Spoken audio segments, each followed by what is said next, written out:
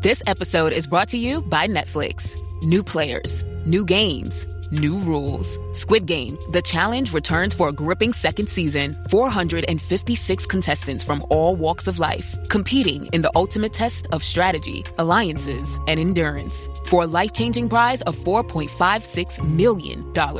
With stakes this high, why make friends when you can make millions? Catch up on the latest episodes, now playing only on Netflix.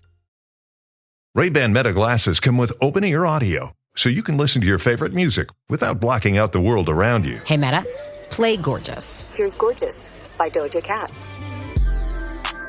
You can also ask Meta AI questions. Hey, Meta, when's Doja Cat's next concert? Doja Cat is playing at the Los Angeles Theater next Tuesday. Sweet. Ray-Ban Meta glasses, available at Ray-Ban stores and other authorized retailers. It's the 77 WABC News Hour. Talking the news with Noam Laden. All the news you need to know with Joe Nolan, traffic, Justin Ellick, sports. And now, Talking the news with Noam on 77 WABC. Yes, that's me. Good morning. It is Tuesday, November 18th. Your forecast from the 77 WABC Weather Center. Mostly sunny day on the way, high 47. Tonight and overnight clouds, showers possible, low 40. And then Wednesday we'll start off with rain, sunshine in the afternoon, high 46. If you're walking out the door with us right now, it's 32 and clear in Montebello up in Rockland County, 35 and clear in Jackson over in New Jersey, and it's 36 and clear right outside our Midtown studios. This is the Top 5 at 5. We are getting closer to seeing those Epstein emails. Newark police asked the gunman behind a mass shooting to turn themselves in. Mayor Adams tours Israel as Mayor-elect Mamdani attacks Bibi. Why did a Queen spa have cameras in the dressing room? Well, this is embarrassing. The best tasting bagel is no longer in New York. All right, let's get into it at 5:01. Out to Newark, where police there vowing to find the gunman responsible for that mass shooting over the weekend that left 2 dead, including a 10-year-old boy. 3 others shot but survived. Essex County Sheriff Amir Jones says the shooting has shaken the brick city. It is an attack on everything that this county and this city stand for. Their families are living through hell, and they deserve justice without delay, and they will get it. Shots rang out on Chancellor Avenue in the South Ward. This was Saturday evening, leaving 10-year-old Jordan Garcia and 21-year-old Kia Mae Scott dead. Kia's mom, she spoke out yesterday. She says Kia has a 3-year-old who keeps asking for his mother. We're trying to figure out how we're going to come together to tell her son. He loves his mom. When she leaves out, he don't like, mom, mom, mom. Where's my mom? And you wake up, mom, mom. Jordan Garcia has an 11-year-old brother who was with him. The two are coming back from a football game. So Jordan is dead. His older brother was wounded in the hospital still. Authorities offering $10,000 reward in this case. They're not clear what led up to the shooting, but maybe you've seen this video that's been released over the last 24 hours. I mean, really frightening. You see more than one gunman spraying this street corner with bullets. Here's Newark Mayor Ross Baraka. Violence is reduced in the city, but these incidents make it clear that there's a lot more work to be done. There are too many guns on the street. Folks have too much access to guns. Public Safety Director Manny Miranda says a lot of resources are going in to finding who's behind this all. We will not rush until these suspects are in custody. We plea out to the community. Please step up. Say something. You know something. Say something. The individuals involved know what they did. They know how senseless it was. The best thing for them to do is to turn themselves in immediately. The entire community is on alert. Yeah, it's just a matter of time until they pick up these guys. 5:03, an NYPD cop recovering in the hospital after being shot by a murder suspect in Brooklyn yesterday. Police Commissioner Jessica Tisch says 25-year-old officer Sharjeel Warris was investigating a murder scene. This was in an apartment building in Brownsville, Brooklyn yesterday morning. So he was there investigating a murder when the alleged murderer shot at him. He took a bullet to the face. And this was as they were going towards the apartment. And the amazing part is he survived all this. And we even got word that he was supposed to leave the hospital yesterday. This could have ended very differently. What happened this morning is a reminder of how quickly danger finds the men and women who protect this city. They stood their ground. They did their jobs. That's Police Commissioner Jessica Tisch. So police sent a drone into this home after the gunfire stopped. So there was gunfire from this alleged murderer who was shooting at police coming towards the apartment building. Police officers fired back, and then there was quiet. They didn't know what was going on. They sent a drone in. They saw the alleged gunman on the ground dead. It seems as though the police bullets that were fired into the home were the ones that killed this murder suspect. He came within inches of losing his life, but because of his skill and his composure, he's in that hospital room right now, upbeat. That's the head of the police union, Patrick Hendry, and thank God the police officer, Shajira Warris, is going to be okay. 504, Governor Hochul says Mayor-elect Zohran Mamdani should meet with President Trump as soon as possible. The governor, speaking to Mamdani, says she told the city's future mayor it's important to have an open and good relationship with President Trump. Given the significance of his outside role in what happens in New York with his policies. So, no, I think it's a very good thing. And I encourage them to sit down as soon as possible. And the governor saying at the heart of it all, she says President Trump is a New Yorker, and that has been the foundation, at least for her, of her conversations with the White House, with the president. The president, at the heart of it all, is a New Yorker. And that is something I've been able to use as the foundation of my conversations and talk about the fact that New York City is the economic engine for the nation. The conversation between the president and Mayor-elect Mamdani could happen any day now. Speaking of which, Mayor Adams, he's in Israel, and he was going after Mayor-elect Mamdani while he was in Israel. And we'll get into that story coming up after 5:30. The DOT starting a new campaign to keep New York City drivers safe. The New York City Department of Transportation is launching a new Vision Zero campaign to help curb dangerous driving. Transportation Commissioner Idanis Rodriguez says the new Vision Zero Rewind has a special focus. To target hard-to-reach groups, including young male drivers, in an effort to change the culture around street safety. The $3 million Vision Zero Rewind campaign features powerful new ads warning reckless drivers that you can't rewind a crash. I'm Lisa Ritchie, 77 WABC News. WABC News Time 5:06. Let's go down to Washington. A Jeffrey Epstein accuser urging House members to vote today to release files related to the convicted sex offender. Vote to release these files so that we can finally see who else helped Jeffrey Epstein and who else victimized so many children and adults. Alicia Arden there was joined by her attorney, Gloria Allred, at a news conference yesterday. Arden says she's learned that lawmakers in Washington are more concerned with playing political games. Not once has anyone said to me, is the person who sexually abused me a Democrat or a Republican? It's not something they cared about. They just wanted justice for him. I beg you to release these files once and for all. President Trump says he's got nothing to do with the Jeffrey Epstein investigation. He was again asked about it last night, if he supports the Justice Department releasing all the files related to Epstein. I'm all for it. You know, we've already given 50,000 pages. You do know that. Unfortunately, like with the Kennedy situation, with the Martin Luther King situation, not to put Jeffrey Epstein in the same category, but no matter what we give, it's never enough. Yeah, so if the measure calling on the DOJ to release the files actually passes through the House, it'll go to the Senate, where it does face an uncertain future. I believe that many of the people some of the people that we mentioned are being looked at very seriously for their relationship to Jeffrey Epstein. And President Trump continues to say he thinks this is just a distraction from what he's trying to do. What I just don't want Epstein to do is detract from the great success of the Republican Party. Now, he's been encouraging Congress members to vote in favor of releasing the files, but again, it's up in the air how the Senate will handle that once they get it. 5:09, Treasury Secretary Scott Bessent says President Trump's proposal to issue those tariff checks, right? We've heard that we may get checks of $2,000 thanks to the tariffs to most Americans.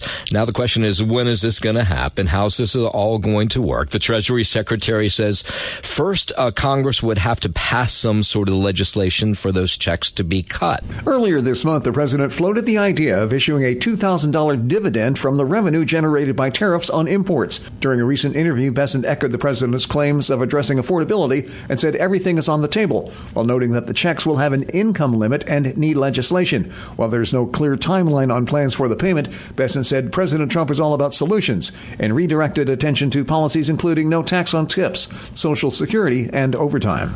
I'm Mark Mayfield. Now, there is a thought from the White House that those checks may not go out till the middle, maybe, of next year, which would be closer, of course, to the midterm elections. 5:10, federal agents have been making arrests, continue to do so in Charlotte, North Carolina, following Border Patrol deployments that began over the weekend.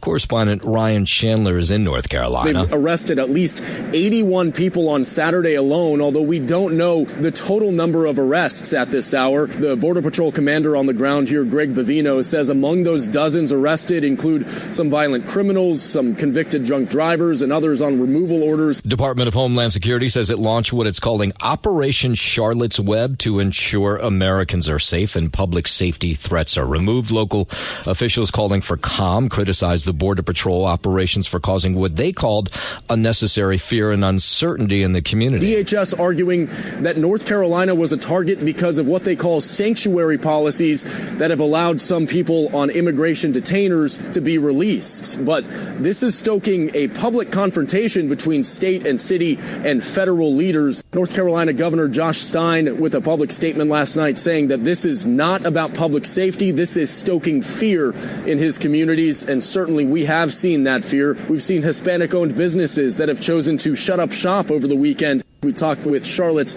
Mayor Pro Tem yesterday. She said that Border Patrol is operating in something of a black box, not collaborating or coordinating with local police. In fact, the city has instructed the local police department not to interfere with Border Patrol, but also not to assist them. Meanwhile, the Trump administration is on pace to shatter historic records for deportations this year. Borders are Tom Homan out with the new number. We ended the year 650,000 deportations by the men and women of Border Patrol and ICE. That's a record. Homan says there's a focus on finding now some 300,000 illegal immigrant children who slipped through the cracks. Around 24,000 have been recovered. That's a record. We beat the last record by a couple 100,000, and we're just getting started. We're bringing 10,000 more agents on. If you think the numbers look good this year, wait till next year. Yeah, again, Homan says about 650,000 people have been deported so far this year. 5:12, a federal judge says ICE must release now a Bronx high school student who was detained nearly a month ago. The judge ordered the release of Joel Camas, who was picked up October 23rd, despite officially having special immigrant juvenile status, which provides a path to permanent residency for abused or neglected children. The 16-year-old Bronx high schooler was detained after a routine immigration check-in. The New York Civil Liberties Union, which picked up Camas's case, blasted ICE and the Trump administration for punishing people for following the rules. Andrew Whitman, NBC News Radio, New York. 5:13, the FAA ended those flight restrictions early Monday morning. I was speaking with Lionel. He said over the weekend, traveling back and forth out of New York, no problem at all. And that's what we're hearing from travelers yesterday, that things seem, to the most part, being back to normal. Gives us a great sense of security and being able to go and not get stranded somewhere. That's a good thing to hear. Yeah, last week flights were reduced at 40 major airports because of staffing issues that were created by the government shut down. According to AAA, next week, nearly 82 million people expected to travel at least 50 miles from home for the Thanksgiving holiday. That'll be a record with just over 1.5 million more than last year. 6 million of them expected to fly. So, of course, they'll be excited to hear that it seems as though, at least, things have calmed down at the airports. Things are working as best as they can. 5:14, out to California, Republican Congressman Kevin Kiley again calling for an end end to gerrymandering nationwide. He says that combined with requiring voter ID across the nation will restore trust in democracy. The first tends to be more of a priority for Democrats. The second tends to be more of a priority towards Republicans. I think that we can reach some sort of deal to make our elections a lot fairer. Kiley says the immediate priority should be bringing the current redistricting war to an end. The long-term goal, he says, would be reaching a deal by the next census. In California, Prop 50, the redistricting measure that favors Democratic candidates for Congress, that passed by a large margin among voters during the state's special election earlier this month, and that was in reaction to the redistricting plan in Texas that turned more of the Lone Star State red. All right, coming up in a moment, the President Trump, speaking to maybe some of his favorite people, McDonald's executives yesterday. We'll get into what he had to say to them in a moment. But first, 5:15, let's head over to the 77 WABC Sports Desk. Good morning, Justin Alec. Good morning to you, Noam Laden. Start here on the hardwood in Miami. The Knicks lost 115-113 to the Heat despite a frantic late rally in the final moments. Deuce McBride scored 25 for New York, which also got 23 from Mikal Bridges in a 22-point, 16-rebound effort from Karl Anthony Towns. Miami led by 10 with 3 minutes left before the Knicks finished on an 11-3 run. New York got within 1 point on a three-pointer by Towns with just about 23 seconds left, setting up a most eventful final possession for New York, one in which the Knicks thought they tied the game on a goaltending call that was overturned after review. The Knicks were without Jalen Brunson and his bad ankle, and OG Anunoby and his tight hamstring. Miami had a 43-28 edge in bench scoring. The only Knicks reserves who scored were Josh Hart and Jordan Clarkson, who both finished with 14 points. Up next for the Knicks, they'll visit the Mavericks in Dallas tomorrow night. Tonight on the hardwood, the Nets back in action. They're at home. They will welcome in the Boston Celtics for a 7:30 p.m. tip-off. Head to the gridiron here in Vegas. NFL Week 11 wrapping up last night with Monday Night Football for the Cowboys, I should say. Beat up on the Raiders 33-16. So the Cowboys, they are now 4-5-1. The Raiders are now 2-8. And looking ahead to a triple header on the ice tonight. 7 p.m. puck drop for the Devils out in Tampa against the Lightning. The Islanders, they're out in Dallas against the Stars. It's an 8 p.m. start. And the Rangers will get going much later on. 10 p.m. puck drop in Vegas against the Golden Knights. That is your Sports Noam, and I'm Justin Alec on 77 WABC. 5:18. President Trump continuing to promote affordability as consumers try to navigate some pretty high prices. The president delivering remarks yesterday to an audience of McDonald's owners, operators, and suppliers during their Impact Summit, they call it that, in Washington, D.C. Chief executive and your chairman and everybody else, they tell me prices at McDonald's are coming down. It's moving down. Unfortunately, they were so high in the last administration that people aren't that happy. The president touted the fast food giant during his speech, along with praising the economy. He has used McDonald's as a point of relatability among voters by working a drive-thru. Remember when he did that on the campaign trail in 2024? He served McDonald's to a college football team that visited the White House during his first term. The president spoke on his love of the fast food giant. But as you may have heard, I'm also one of your all-time most loyal customers. I really am. I think that's good. I'm pretty sure that's good. I don't know what McDonald's prices normally are because I'm not somebody that goes there that often. But over the weekend, my kids and their friends were over, so I ordered them McDonald's, and I couldn't believe how much it was. But maybe the prices have gone down. We have we've normalized it. We have it down to a low level, but we're going to get it a little bit lower. We want perfection. You always want 1%. I don't know if anybody knows. You don't want 0. Yeah. 0 can be bad. Then you start going the other route. That's no good either. And the president praising those workers from McDonald's. I'm thrilled to be here with the men and the women who are really the heart and soul of one of the greatest, most admired, and most successful companies in the history of the world, frankly. The one and only McDonald's. I've gone there a couple of times. Just a couple. 5:20. Former NFL star Antonio Brown appearing virtually in front of a judge yesterday for his arraignment. It comes just days after bonding out of a Miami-Dade County jail on attempted murder, second-degree murder charges. We've entered a not guilty plea, demanded trial by jury. That is his attorney claiming self-defense, arguing that Brown fired his gun back in May outside a Miami boxing match in order to get away from a suspect who had allegedly tried to rob him in the past. Prosecutors say it was attempted murder with the charge carrying a 20-year minimum mandatory sentence if convicted. The guidelines are around 48 months state prison to 30 years state prison with a 20-year minimum mandatory. Yeah, and prosecutors read the charges against Brown in court yesterday. The state has filed an information charging attempted second-degree murder, a felony in the first degree. Next court date tentatively set for December. Brown spent 12 years in the NFL, was an all-pro wide receiver. There are reports that Texas Senator Ted Cruz laying the groundwork now for another White House run. President Trump, he was asked about it, says he's not surprised. He's a very good guy. He's a very good friend of mine. You remember we had quite a campaign against Ted. Yeah, in fact, Cruz was the runner-up in the 2016 GOP primary. He's a friend of mine. I mean, I haven't spoken to him about it. It's a little early. Yeah, next year, apparently, he's hosting a donor retreat. That, according to a report in Axios. 5:21.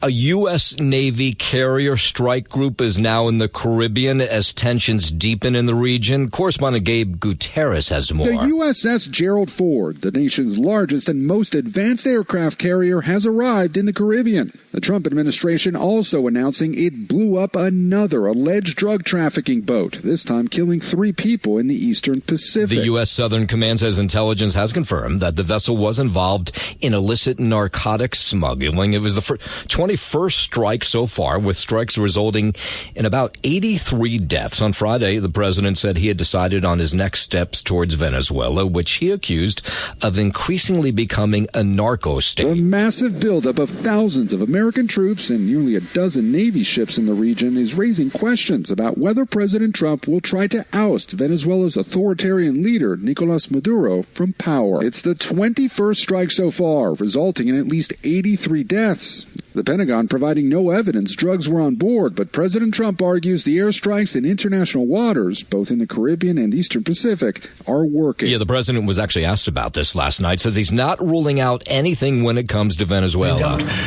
hundreds of thousands of people into our country from prisons. Yeah, he says this is all about knocking out the country's drug trade. Of course, a lot of those drugs end up on our shores. They massacre people, they cut them up into pieces, and they bury them in their communities where they grew up. They're horrible people. There are reports Trump may be weighing more military options against Venezuela. 5:23, United Nations Security Council giving the green light yesterday to President Trump's peace plan for Gaza. Today's resolution represents another significant step towards a stable Gaza that will be able to prosper and an environment that will allow Israel to live in security. That's U.S. Ambassador to the United Nations, Mike Waltz. The plan calls for the creation of an international stabilization force and a transitional authority that would be overseen by the president. The authority, called the Board of Peace, will be led by the president himself to manage government and reconstruction in Gaza after the devastating war with Israel. Russia and China, they both abstained from the vote Monday, but it's kind of amazing this thing got through. Hamas also rejected the plan, arguing that it falls short of meeting the needs of Palestinians there. 5:24, while we're overseas, Japan is dealing with a rash of bear attacks. Officials say since April, more than 100 people have been injured and at least 12 killed in bear attacks across the country.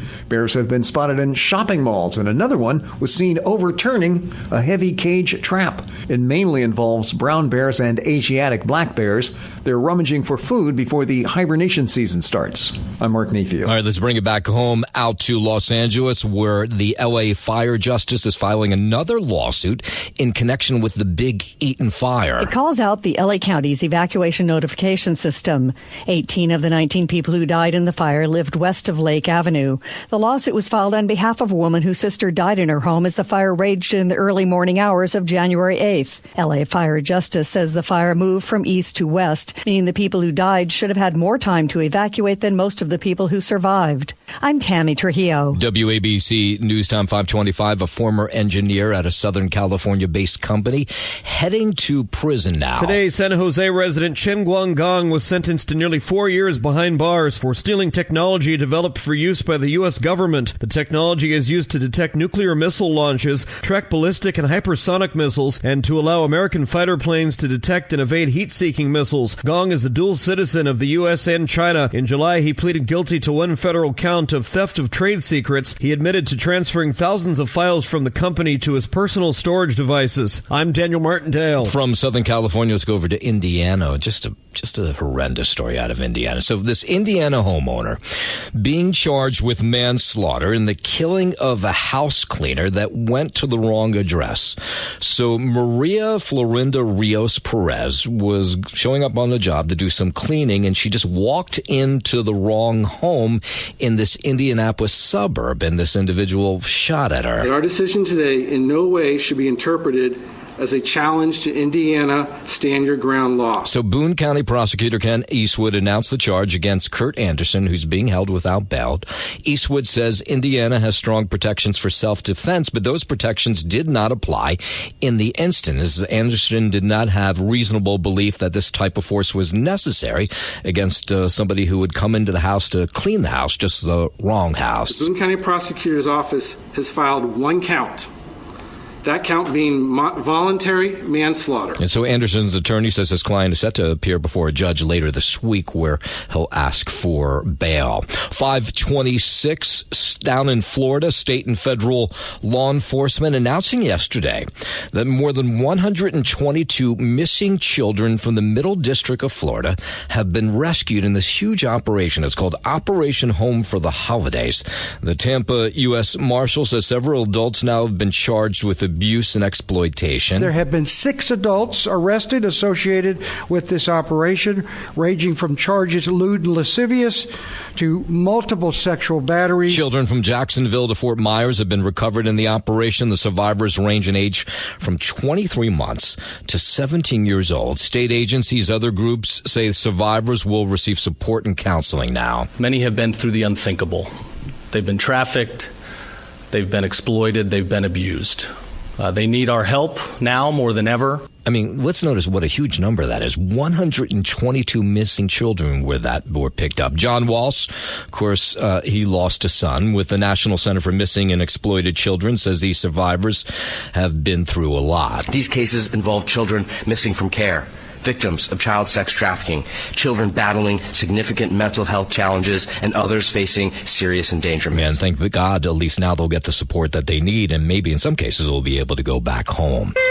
It's the 77 WABC News Hour. Talking the news with Noam Laden. All the news you need to know with Joe Nolan, traffic, Justin Ellick, sports. And now, Talking the news with Noam on 77 WABC. Yes, that's me. Good morning. It is Tuesday, November 18th. Your forecast from the 77 WABC Weather Center. Mostly sunny day on the way. High 47. Tonight and overnight, the clouds come in. Showers possible. Low 40. And then Wednesday, we'll start with rain, but we'll have sunshine in the afternoon. High 46. If you are walking out the door with us right now, so happy you are. 32 clear in Montebello up in Rockland County. 35 and clear in Jackson over in New Jersey. And it's 36 and clear right outside our Midtown studio. As Mayor-elect Zohran Mamdani works on his transition to lead New York City, the current mayor, Mayor Adams, remember him? He's in Israel, and he was meeting with Israeli Prime Minister Bibi Netanyahu yesterday, urging the leader to attend the inauguration of Mamdani in the city. Now, I don't think Mamdani wants him there. Mamdani has called Bibi Netanyahu a war criminal, has suggested that he would try to have him arrested if he came to New York. But Mayor Adams says maybe it would be a good thing if he had Netanyahu at his inauguration. I mean, What's crazy? It's not going to happen. But here's what Mamdani had to say to reporters. He finds this all sort of a little nutty. New Yorkers are on the brink of being priced out of the city that they call home. And his actions have little to do with that affordability crisis.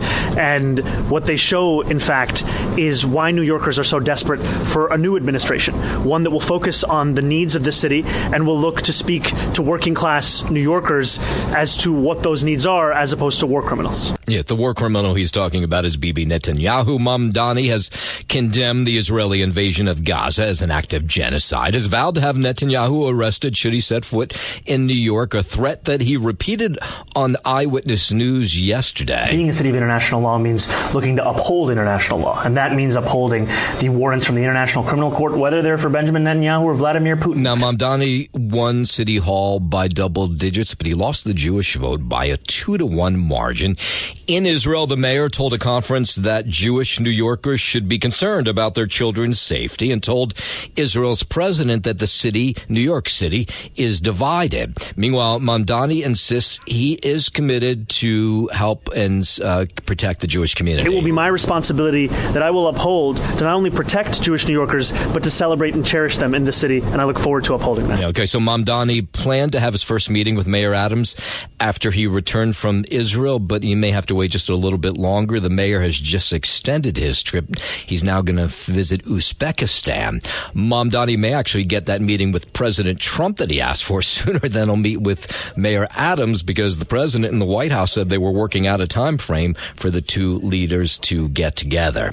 President Trump could soon meet with, as I said, with Mamdani at the White House, and New Yorkers are responding to that. He wants to meet with a lot of people. Doesn't mean anything to me.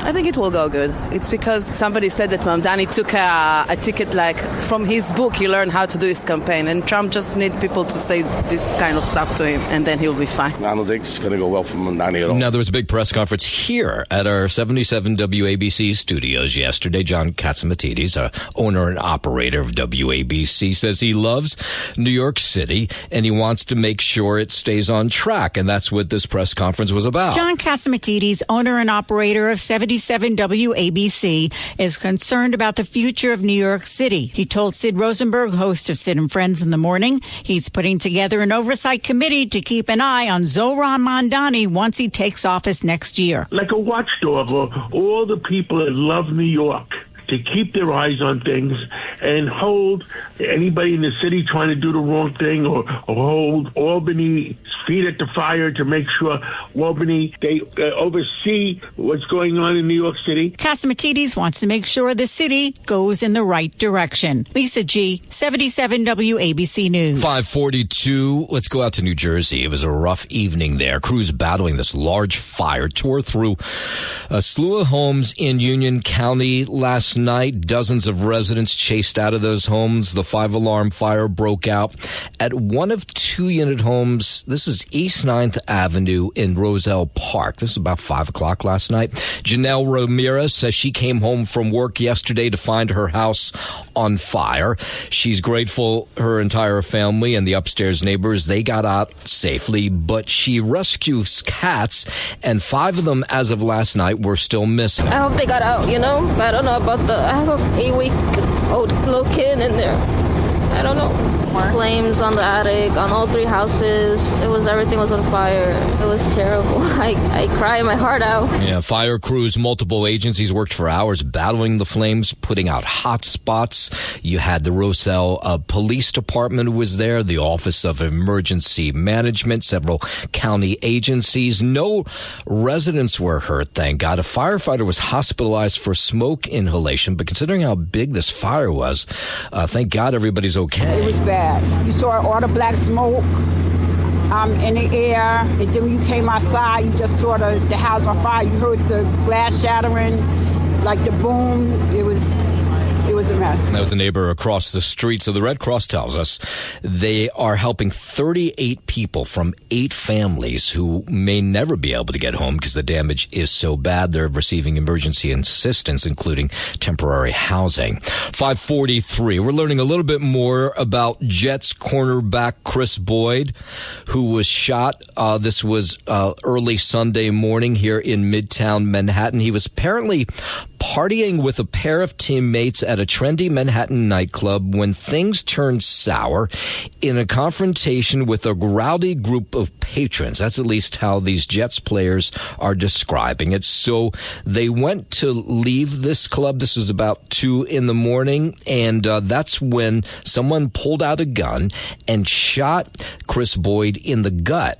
He was there with 2 other members of the team. This is the Say Less Asian Fusion nightclub on West 38th Street. So the shots were fired after the scuffle around 2 in the morning. The cornerback, he was rushed to Bellevue Hospital, where he's listed in stable condition, but now scheduled to be released. He had a bullet lodged in his lungs. That's according to sources who heard about this. Jets players who were at practice yesterday wishing Boyd well. I just know there's been a lot of answered prayers. It's a blessing to know that he's in stable condition, surrounded by his family, with just a lot of support around him. I can't wait to see his smiling face again. He just had a child, and you think about those people in his life and the locker room in general. So it's time for us to come together. Yeah, so the NYPD has not made any arrests in the shooting, but they did release surveillance camera photos of a person they would like to talk to. In a moment, we'll hear from some customers at a Queens spa who were shocked to find a camera in the changing room. We'll get into that in just a moment. But first, 5:45, let's head over to the 77 WABC Sports Desk, and here's Justin Ellick. Thank you, Noam Layden. Start on the hardwood in Miami. The Knicks lost 115-113 to the Heat despite a frantic late rally in the final moments. Deuce McBride scored 25 for New York, which also got 23 from Mikal Bridges and a 22.16 rebound effort from Karl Anthony Towns. Miami led by 10 with 3 minutes left before the Knicks finished on an 11-3 run. New York got within 1 point on a three-pointer by Towns with just about 23 seconds left, setting up a most eventful final possession for New York, one in which the Knicks thought they tied the game on a goal-tending call that was overturned after review. The Knicks were without Jalen Brunson and his bad ankle, and OG Anunoby and his tight hamstring. Miami had a 43-28 edge in bench scoring. The only Knicks reserves who scored were Josh Hart and Jordan Clarkson, who both finished with 14 points. Up next for the Knicks, they'll visit the Mavericks in Dallas tomorrow night. Tonight on the hardwood, the Nets, they're back in action. They will host the Boston Celtics. That's a 7:30 p.m. tip-off. Out in Vegas on the gridiron, NFL Week 11 wrapping up with the Cowboys beating the Raiders 33-16. Cowboys leave there 4-5-1. Raiders fall to 2-8. And triple header to look ahead to tonight on the ice. It's the Devils and the Lightning down in Tampa at 7 p.m. 8 p.m. puck drop for the Islanders in Dallas against the Stars. And much later on tonight, the Rangers will get going in Vegas against the Golden Knights. That is a 10 p.m. start. That is your Sports Now, man. I'm Justin Ellick on 77 WABC. A neo-Nazi leader pleading guilty in Brooklyn federal court yesterday to a plot to dress as Santa Claus and give poison to minority kids on New Year's Eve. Michael Chikikvashvili, a citizen of Georgia, went by the name Commander Butcher in his online hate group Maniac Murder Cult and was named by a January school shooter in Nashville as inspiration. He was busted for trying to hire what turned out to be an undercover agent for murder, bombing, and arson plots. His plea Monday was for soliciting violent felonies and distributing bomb-making information. He could get 14 to 17 and a half years in prison when sentenced in March. Andrew Whitman, NBC News Radio, New York. Let's go out to Queens, where a customer at a spa there claims she saw a hidden camera in a locker room where she and other women were naked. The woman took out her cell phone. She recorded a video which appears to show a hole in the ceiling and a camera lens at the Oriental Palm Springs Spa on Booth Memorial Avenue in Flushing. The suspected camera aimed at a table in the women's locker room where body scrubs are. are done. These women speaking to CBS News. I already received a service in there, and it was fully unclothed. Do not go to that place. Now, the women tell CBS News that the camera suddenly disappeared after they called police. When police arrived, the spa owner claimed there was never a camera in the locker room to begin with. No charges so far have been filed. I've been very traumatized and shocked over the whole event. Do not go to that place. Do not. Yeah, so far, the NYPD, no charges, but says they are investigating.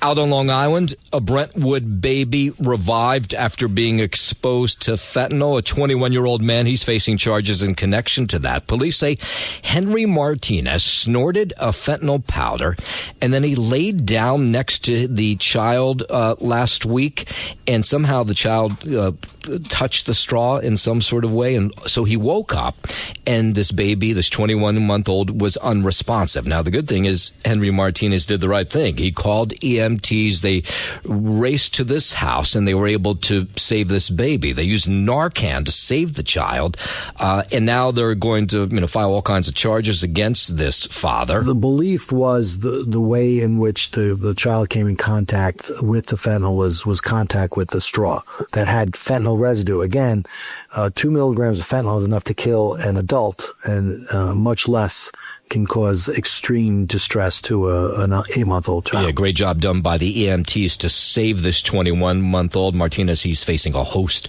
of charges now. 5:50, New York City Department of Transportation launching a new Vision Zero campaign to help curb dangerous driving. The $3 million Vision Zero Rewind campaign. It features powerful new ads warning reckless drivers you can't rewind a crash. I hope this new campaign plays a key role in our effort to change the culture around street safety. That's Transportation Commissioner Edanis Rodriguez says Rewind is a special focus that targets hard-to-reach groups, including young male drivers. Rewind ads will appear on billboards, social media, and Knicks and Nets and Rangers games. We are also designing the campaign to target hard-to-reach groups, including young male drivers. Nothing is more important to all of us at DOT than the work of our Vision Zero. Now, Rodriguez estimates that Vision Zero, which launched all the way back in 2013, has saved at least 50 lives.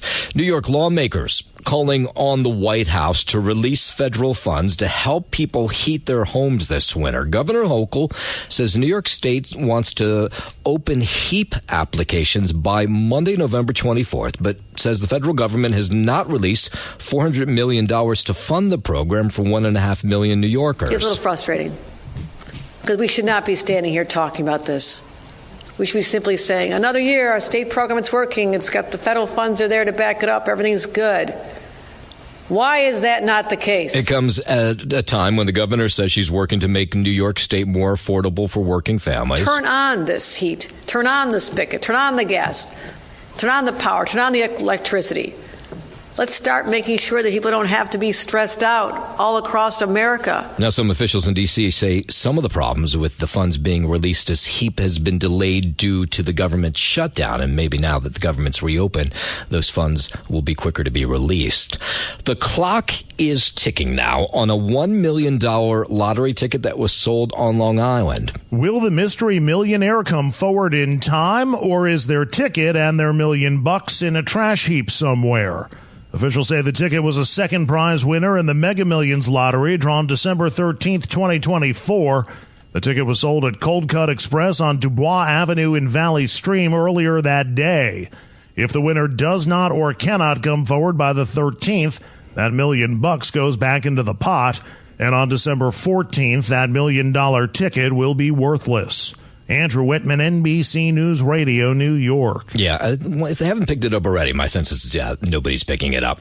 Is now the time to buy a real or a fake Christmas tree? If you're an artificial Christmas tree fan, experts say now is the time to buy one because of the impact of tariffs on those imported from abroad. Mac Herman, CEO of artificial tree maker Balsam Hill, tells the Today Show he expects prices to be up a little more this year. I definitely would not wait into December because I think that's where we're going to start seeing certain items selling out sooner than they normally do. One way to save is going fresh, since buying a homegrown tree means it's tariff-free. The Real Christmas Tree Board said a majority of wholesale growers said they do not plan to increase prices. Lisa G., 77 WABC News. Apparently, there is a list out of the most sinful cities in America, and you won't be surprised to hear that Vegas takes the top spot.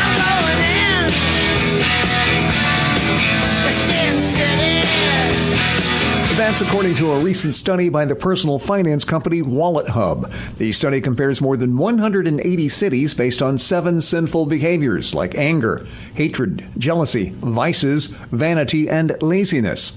Las Vegas is followed by Houston, Los Angeles, Philadelphia, and Atlanta.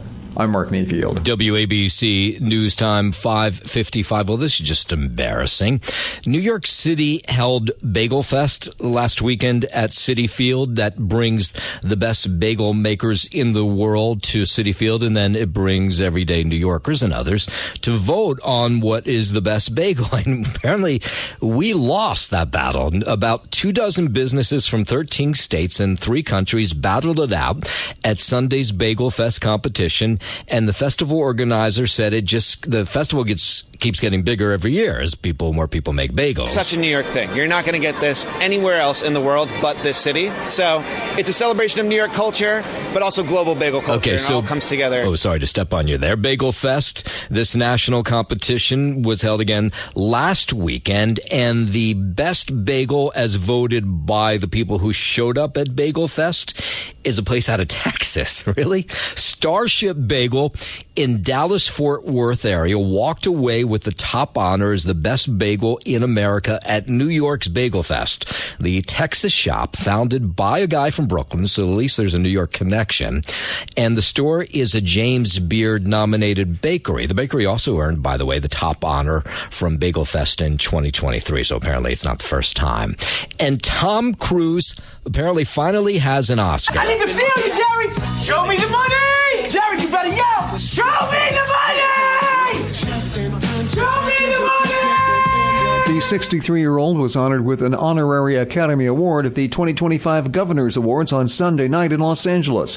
Cruise told the audience, "Making films is who I am." Cruise has been nominated for Best Actor for Born on the 4th of July and Jerry Maguire, Best Supporting Actor for Magnolia, and Best Picture as producer on Top Gun Maverick. I'm Mark Mayfield. Thanks for listening to the News Hour with Noam Laden. You can hear the News Hour with Noam Laden weekday mornings at 5 on 77 WABC. If you like the podcast, share it with your friends and listen anytime at WABCRadio.com and download the WABC Radio app. Hit that subscribe button on all major podcast platforms. Plus, follow WABC on social on Instagram, TikTok, Facebook, and X. See you next time for a new episode, so you never have to wonder, what the heck is going on here? If you're looking to create, grow, and sustain your wealth, download and subscribe to the Pain Points of Wealth podcast at BeBullish.com with Bob, Ryan, and Chris Payne. It's your podcast for market insights, money tips, and real talk on the economy. Download and subscribe at BeBullish.com. Hey, Ryan Reynolds here. Wishing you a very happy half-off holiday, because right now Mint Mobile is offering you the gift of 50% off unlimited. To be clear, that's half price, not half the service. Mint is still premium unlimited wireless for a great price. So that means a half day. Yeah? Give it a try at mintmobile.com/switch. Upfront payment of $45 for 3-month plan, equivalent to $15 per month required. New customer offer for first 3 months only. Speed slow after 35 gigabytes if network's busy. Taxes and fees extra. See mintmobile.com.